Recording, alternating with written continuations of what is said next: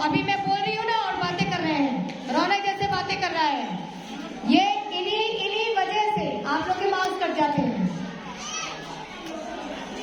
मैं क्या बता, अभी देखो वो पीछे भी देखो बातें कर रहे हैं। और गर्ल्स क्या है, सारी गर्ल्स देखो ध्यान से सुनती हैं, कोई भी गर्ल्स बातें नहीं कर रही है, सारी गर्ल्स ध्यान से सुनती हैं। नेक्स्ट कॉम्पिटिशन टेबल का है। 2 से 20 तक के टेबल आपको लाइन से प्रिपेयर नहीं करने हैं कि 18 का टेबल बोलो, 17 का टेबल बोलो, ऐसे नहीं।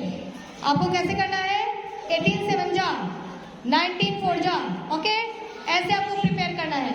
दूसरी बात, जो बच्चे हिंदी में जिनको टेबल आता है वो हिंदी में ही प्रिपेयर करना, आपसे हिंदी में पूछेंगे।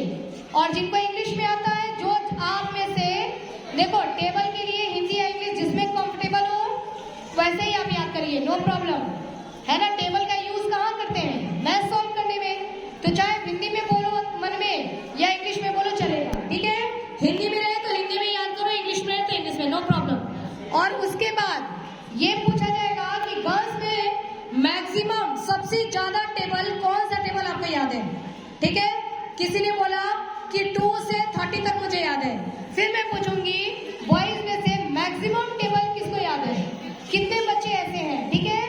तो मैक्सिमम टेबल वालों को यहाँ खड़ा करेंगे और उनके बीच में कंपटीशन होगा। सब तो आएंगे नहीं, मान लो कि 3 बॉयज आ गए, 2 गर्ल्स आ गए, तो टोटल कितने हुए 5 के बीच में फिर एक जोरदार टक्कर होगी, ओके।